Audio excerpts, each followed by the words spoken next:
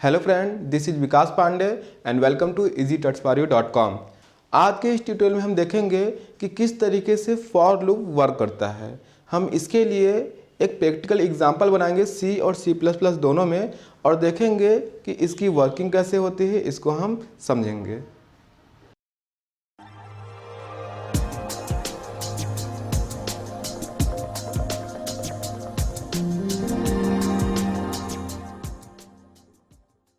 तो सबसे पहले हम फॉर लूप का सिंटैक्स देख लेते हैं कि किस तरीके से हम इसका यूज़ करते हैं। इसका सिंटैक्स कुछ इस तरीके से होगा। फॉर, यहाँ पर फॉर लूप में 3 पार्ट होते हैं। फर्स्ट होता है वेरिएबल इनिशियलाइजेशन का,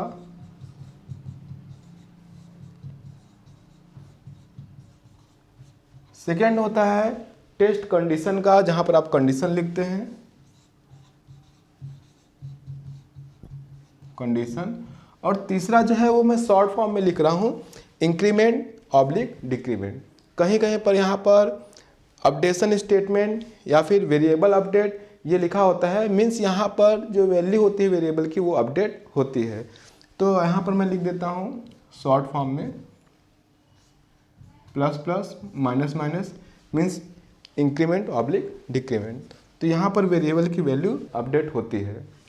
तो इस तरीके से यहाँ 3 पार्ट है, इनिशियलाइजेशन, कंडीशन और इंक्रीमेंट डिक्रीमेंट। फॉर लूप के अंदर जो स्टेटमेंट लिखा होता है, जैसे कि स्टेटमेंट ब्लॉक, वो यहाँ पर कंडीशन के ट्रू होने तक एग्जीक्यूट होता है। तो यहाँ पर जब हम इस तरीके से इसका यूज़ करते हैं तो यहाँ पर मैं एक एग्जांपल ले लेता हूँ किस तरीके से ये वर्क करता है, उसको हम स्टेप बाय स्टेप देखेंगे। फिर इसका हम कंप्यूटर पर एक प्रोग्राम बनाकर भी देखेंगे इसको। तो एक एग्जांपल ले लेते हैं। मान लीजिए कि मेरे पास यहाँ पर एक वेरिएबल है इंट आई और लूप में इनिशियलाइजेशन, यानी सबसे पहले यहाँ पर मैंने स्टार्टिंग वैल्यू वेरिएबल की दी हुई है या वेरिएबल की वैल्यू यहाँ पर हमने सेट की है, तो इसकी वैल्यू हो गई 1। उसके बाद कंडीशन पे हमने लिखा हुआ है कि जब तक कि इसकी वैल्यू 10 तक नहीं पहुँच जाती तो आई इज़ लेस देन और इक्वल टू 10, तब तक ये लूप एग्जीक्यूट होगा। और यहाँ पर इंक्रीमेंट डिक्रीमेंट में मैंने दिया हुआ है आई प्लस प्लस। आप इसको 1 से या 1 से ज़्यादा वैल्यू से भी इंक्रीमेंट या फिर डिक्रीमेंट कर सकते हैं। यहाँ पर इसकी वैल्यू अपडेट हो रही है। अब मान लीजिए कि इसके अंदर मैंने स्टेटमेंट लिखा हुआ है, वेरिएबल की वैल्यू हमने डिस्प्ले करा है स्क्रीन पर। अगर ये सी है तो हम लिखेंगे प्रिंटफ %d कॉमा आई। अगर सी प्लस प्लस है तो हम सी आउट का यूज़ करेंगे। तो यहाँ पर इस तरीके से देखेंगे। सबसे पहले क्या होगा, इसका पहला जो पार्ट है वो एग्जीक्यूट होगा, यानी वेरिएबल की वैल्यू सेट हो जाएगी 1। उसके बाद फर्स्ट, उसके बाद यहाँ पर सेकेंड एग्जीक्यूट होगा, ये कंडीशन चेक किया जाएगा। तो यहाँ पर देखा जाएगा कि आई की वैल्यू क्या अभी भी 10 से लेस है। अगर ये कंडीशन ट्रू है तो उसके बाद थर्ड यहाँ पर होगा, इसके अंदर लिखा गया जो स्टेटमेंट होगा वो यहाँ पर एग्जीक्यूट होगा। उसके बाद फोर्थ यहाँ पर होगा, यहाँ पर जो वैल्यू हमने अपडेट की हुई है वो यहाँ पर जो थर्ड पार्ट है वो एग्जीक्यूट होगा और इसकी वैल्यू बढ़ेगी, यानी आई प्लस प्लस इसकी वैल्यू हो जाएगी 2। उसके बाद फिर से ये कंडीशन चेक करेगा, कंडीशन अगर ट्रू है तो फिर लिखा हुआ स्टेटमेंट एग्जीक्यूट होगा, उसके बाद फिर वैल्यू अपडेट होगी। तो ये जो प्रोसेस है ये लगातार तब तक चलता रहेगा जब तक कि कंडीशन ट्रू है। लेकिन अगर आखिरी बार हम देखें तो इसकी वैल्यू अगर 10 है, यहाँ पे प्लस प्लस होकर 11 हो जाती है, कंडीशन फॉल्स हो जाता है, तो हम पूरे लूप से बाहर यहाँ पर आ जाएंगे। तो इस तरीके से स्टेप बाय स्टेप ये जो फॉर लूप है इस तरीके से वर्क करता है।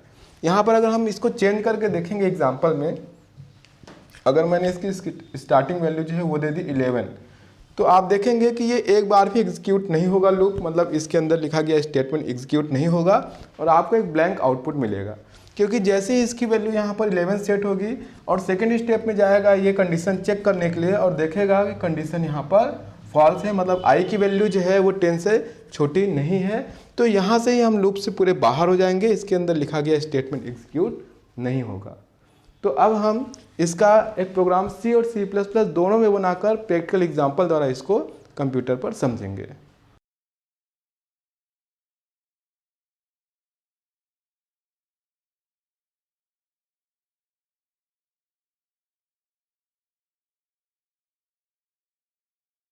सबसे पहले हम न्यू फाइल ओपन करेंगे, उसके बाद हम हेडर फाइल यूज़ करेंगे हैज़ इंक्लूड stdio.h और हैज़ इंक्लूड conio.h। उसके बाद यहाँ पे मैं लिखूँगा मेन फंक्शन इंट मेन और एक वेरिएबल बनाऊँगा फॉर लूप के लिए यहाँ पर इंट नंबर। Clear screen. उसके बाद यहाँ पर मैं फॉर लूप यूज़ कर रहा हूँ। सबसे पहले मैं यहाँ पर वेरिएबल को वैल्यू दे रहा हूँ नंबर इज इक्वल 1।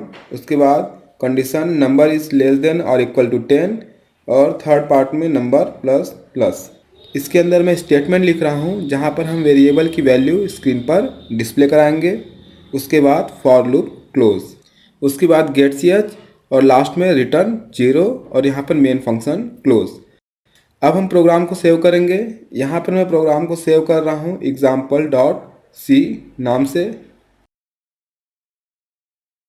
इसके बाद हम प्रोग्राम को कंपाइल करेंगे, उसके बाद प्रोग्राम को हम रन कराकर देखते हैं। जैसा कि आउटपुट में आप देख रहे हैं स्क्रीन पर 1 to 10 के नंबर्स यहाँ पर डिस्प्ले हो रहे हैं। यहाँ पर आउटपुट को और नीचे लाने के लिए या फिर न्यू लाइन पे लाने के लिए एक और प्रिंटफ यहाँ पर मैं यूज़ कर रहा हूँ। अब यहाँ पर हम इस फॉर लूप को समझेंगे। यहाँ पर जो सबसे पहला पार्ट है जहाँ पर हमने लिखा है नंबर इज इक्वल 1, सबसे पहले ये एग्जीक्यूट होगा जहाँ पर नंबर की वैल्यू 1 हो जाएगी। उसके बाद इसका सेकेंड पार्ट एग्जीक्यूट होगा जहाँ पर हमने लिखा है condition number is less than और इक्वल टू 10। यहाँ पर कंडीशन चेक किया जाएगा और अगर नंबर की वैल्यू 10 से छोटी है या 10 के बराबर है तो इस लूप के अंदर लिखा गया स्टेटमेंट एग्जीक्यूट होगा। तो यहाँ पर इसके बाद एग्जीक्यूट होगा इसके अंदर लिखा गया स्टेटमेंट और स्क्रीन पर नंबर की जो वैल्यू होगी वो डिस्प्ले होगी। उसके बाद इस लूप का थर्ड पार्ट एग्जीक्यूट होगा जहाँ पर नंबर की वैल्यू 1 इंक्रीज होगी नंबर प्लस प्लस। उसके बाद यहाँ पर सेकेंड पार्ट एग्जीक्यूट होगा जहाँ पर इसकी वैल्यू चेक की जाएगी कि कंडीशन ट्रू है या फिर नहीं। कंडीशन ट्रू होने पर फिर से इसके अंदर लिखा गया स्टेटमेंट एग्जीक्यूट होगा। इसी तरीके से लूप कंटिन्यू रहेगा, आगे फिर नंबर की वैल्यू बढ़ेगी और उसके बाद फिर कंडीशन चेक की जाएगी इसी तरीके से, और अगर कंडीशन ट्रू है तो इसके अंदर लिखा गया स्टेटमेंट एग्जीक्यूट होगा। इस लूप में यहाँ पर जो फर्स्ट पार्ट है वो केवल और केवल एक बार ही एग्जीक्यूट होगा। तो इस लूप को रन कराने के बाद जैसा कि हमने आउटपुट में देखा था नंबर की वैल्यू 1 से लेकर 10 तक यहाँ पर जाती है और स्क्रीन पर इस तरीके से आउटपुट हमको मिलता है। अब यहाँ पर हम इसको थोड़ा सा चेंज करके देखते हैं। यहाँ पर अगर मैं नंबर की वैल्यू 11 लिख देता हूँ तो सबसे पहले ये पार्ट एग्जीक्यूट होगा और नंबर की वैल्यू हो जाएगी 11। उसके बाद इसका सेकेंड पार्ट एग्जीक्यूट होगा जहाँ पर नंबर की वैल्यू चेक की जाएगी और यहाँ पर कंडीशन फॉल्स होने पर इसके अंदर यानी बॉडी में जो लिखा गया स्टेटमेंट है वो एग्जीक्यूट नहीं होगा और लूप यहाँ पर स्टॉप हो जाएगा। और उसके बाद हम आ जाएंगे गेट ch पर। तो जब हम इस प्रोग्राम को रन कराएंगे तो हमको एक ब्लैंक आउटपुट मिलेगा। तो इस तरीके से यहाँ पर फॉर लूप एग्जीक्यूट होता है। अगर यही प्रोग्राम आप C++ में बनाना चाहते हैं तो यहाँ पर आप हेडर फाइल चेंज कर देंगे iostream.h और जहाँ पर प्रोग्राम में मैंने printf लिखा हुआ है वहाँ पर आप cout यूज़ करेंगे और प्रोग्राम को .cpp के साथ सेव करेंगे।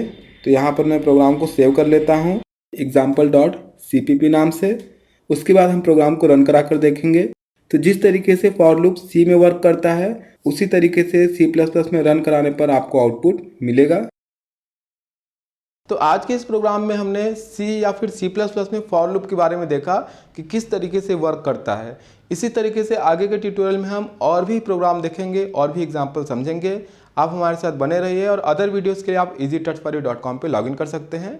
तब तक के लिए बाय।